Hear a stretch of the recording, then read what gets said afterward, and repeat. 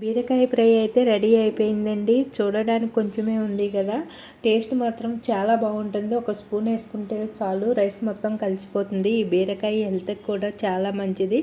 అలాగే పచ్చానికి కూడా బీరకాయ వాడుతూ ఉంటారు కదా, మరి ఎంతో టేస్టీగా హెల్త్కి మంచిగా ఉండే ఈ బీరకాయ ఫ్రై ఏ విధంగా తయారు చేసుకోవాలి, అలాగే దీనికి కావాల్సినవి చూసేద్దాము. ముందుగా నేను 2 బీరకాయలని ఇలా కట్ చేసి తీసుకున్నాను. అలాగే ఒక పెద్ద సైజు ఆనియన్స్, ఒక 4-5 ఎల్లుల్లి రొబ్బలను మొయ్యిగా దంచుకుని తీసుకోవాలి. 2 పచ్చిమిర్చి, ఒక రొబ్బ కరివేపాకు, పావు స్పూన్ జీలకర్ర, పావు స్పూను ఆవాలు, కారము అర స్పూను, చిటికెడు పసుపు, 1 స్పూను సాల్ట్ తీసుకున్నాను. అలాగే ఇక్కడ వచ్చేసి నేను బీరకాయలని మార్కెట్ నుంచి ఎక్కువే తెచ్చుకున్నానండి. అవి ఒక్కొక్కసారి మనకి ముదిరిపోయినాయి, బయటికి మంచిగానే ఉంటాయి, లోపల ముదిరిపోతాయి కదా. నాకు కూడా ఒక 2 రోజులు వండకంటే అలా పక్కన పెట్టేటప్పటికి అవి ముదిరిపోయినాయి. ఇంకా 2 కాయలే పనిచేసినాయి. ఇంకా 2 కాయలని అయితే ఇప్పుడు ఇలా ఫ్రై చేసుకుంటున్నాను.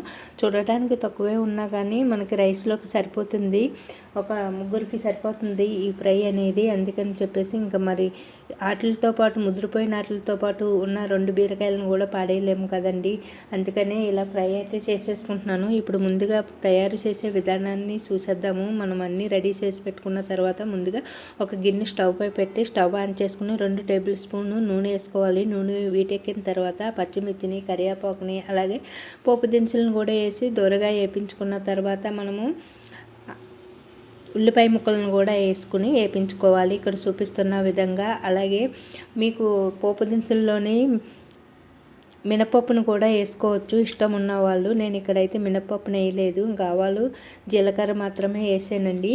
ఇంకా ఇష్టమైతే మినపప్పును కూడా వేసుకోవచ్చు.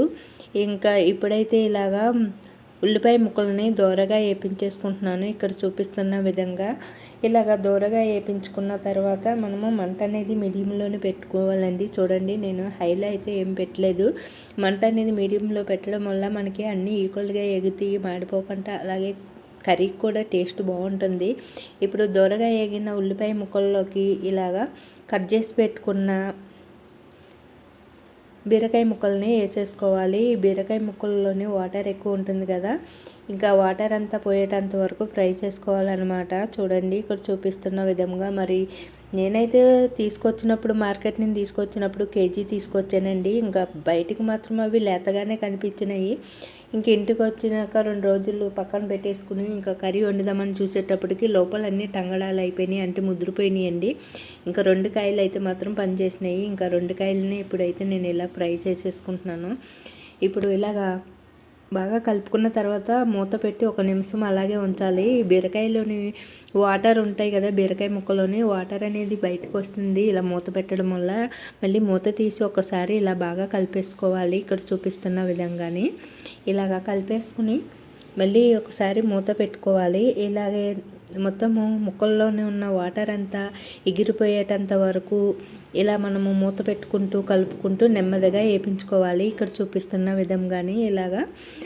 ఇలా మనము బీరకాయలో కానీ, అలాగే సొరకాయ అంటే ఆనపకాయలో కానీ వాటర్ ఎక్కువ ఉంటుందండి. వాటిని ఇలా చేయడం వల్ల, మూత పెట్టుకుని ఇలా వేపించడం వల్ల వాటర్ అనేది బయటకు వస్తుంది. మళ్ళీ ఒకసారి అటు ఇటు కలుపుకుని మళ్ళీ మూత పెట్టి అలాగా ఇలా వేపించుకున్నాం అనుకోండి, టేస్ట్ చాలా బాగుంటుంది. ఈ వాటర్తో పాటునే, ఈ బీరకాయలో ఉన్న వాటర్తో పాటునే ముక్క అనేది మెత్తగా ఫ్రై అయిపోతుంది అనమాట. ఇంకా మీకు నూనె అనేది ఎక్కువ తినే వాళ్ళైతే సరిపోకపోతే కాస్త వేసుకోండి. ఇక్కడ నాకైతే సరిపోయింది 2 టేబుల్ స్పూన్లు. మనం తీసుకున్న దాన్ని పెట్టి తక్కువ. అలాగే నూనె ఎక్కువ తినే వాళ్ళైతే ఇంకాస్త వేసుకోండి. ఇలా ఫ్రై చేసుకోవాలి ఇక్కడ చూపిస్తున్న విధంగా అంతా కలుపుకుంటూ ఈక్వల్గా. మళ్ళీ వాటర్ ఏమన్నా ఉంటే కాస్త మళ్ళీ మూత పెట్టుకోవాలి. చూడండి ఇక్కడ చూపిస్తున్న విధంగా ఇలాగా వేపించుకోవాలన్నమాట. మనకి అదే ఫ్రెష్ బీరకాయలు తీసుకున్నాం అనుకోండి, టేస్ట్ బాగుంటుంది. కానీ ఒక్కొక్కసారి మనకి మార్కెట్ నుంచి కదా, బయట నుంచి తెచ్చుకోవాలి కాబట్టి మనకి ఫ్రెష్ ఒక్కొక్కసారి దొరుకుతాయి, ఒక్కొక్కసారి ఫ్రెష్ దొరకవు బీరకాయలు అనేవి. అలాంటప్పుడు మరి ఇంకా వండుకోవాలన్నప్పుడు ఇంకా తెచ్చుకోక తప్పదు కదా. ఇంకా మనకైతే ఏమన్నా జాగా కింద సొంత స్థలం ఉన్న వాళ్ళైతే 2 బీరపాదులు పెట్టుకున్నారనుకోండి, ఇంట్లో కూర అనేది గడిచిపోతుంది. స్థలం ఉంటే బీరపాదులు కానీ, ఆనపదులు కానీ, లేదా కాకరపాదులు కానీ, ఇలా ఏవైనా మనకి వెజిటేబుల్స్ పెట్టుకున్నాం అనుకోండి, మొక్కలు కాయలు అనేవి ఫ్రెష్ వస్తాయి. అలాగే మందులు వేయని కూరగాయలు కూడా మనం పండించుకున్న వాళ్ళం అవుతాము. ఇంకా మాకైతే సిటీలో కాబట్టి అపార్ట్మెంట్లో ఉండే వాళ్ళకి అలాంటివి కుదరవు. ఇంకా ఇప్పుడైతే నేను ఇలాగా అంతా దగ్గరికంటే వేపించేసుకున్నాక ఇంకా లాస్ట్లో మాత్రమే సాల్ట్, కారము, పసుపు అనేది వేసుకోవాలి. చూడండి ఇక్కడ చూపిస్తున్న విధంగా. అలాగే సాల్ట్, కారము అనేది మీరు తినేదాన్ని బట్టి వేసుకోండి. ఇక్కడ నేను తక్కువ మోతాదులో చేస్తున్నాను కాబట్టి తక్కువ వేసుకున్నాను. అలాగే మీరు ఎక్కువ తినే వాళ్ళైతే ఎక్కువ వేసుకోండి. ఇంకా ఏ కర్రీ కన్నా సరే మీరు తినే కారాన్ని బట్టి వేసుకోవాలి.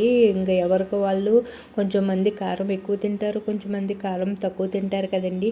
అలాంటప్పుడు ఇక్కడ వీడియోలో చూపించిన విధంగా చేస్తే మీకు నచ్చదు. ఎందుకంటే కారం తక్కువ తినొచ్చు మీరు, లేదా ఎక్కువ తినొచ్చు. మేము ఇక్కడ ఎక్కువ వేసినట్టు చూపించామనుకోండి, మీరు అదే మోతాదులో వేసారనుకోండి మీకు ఎక్కువ అయిపోతుంది. అలాగే మేము ఎక్కువ వేసినప్పుడు మేము తక్కువ వేసినప్పుడు మీరు కూడా తక్కువ వేసుకున్నారనుకోండి, మీకు తక్కువ అవ్వచ్చు. అలా కాకుండా మీరు తినేదాన్ని బట్టి వేసుకోవాలి కారం, సాల్ట్ అనేది. ఇప్పుడైతే మనకి కర్రీ అయితే ఇది బీరకాయ ఫ్రై అయితే రెడీ అయిపోయిందండి. ఇలాగా కలిపేసుకున్న తర్వాత అంతా ఇలా దగ్గరికి అయిన తర్వాత దింపేసుకోవాలి. అంతేనండి, ఎంతో టేస్టీగా ఉండే బీరకాయ ఫ్రై అయితే రెడీ అయిపోయింది. వీడియో నచ్చితే లైక్ చేయండి, షేర్ చేయండి, మన ఛానల్ సబ్స్క్రైబ్ చేసుకోండి.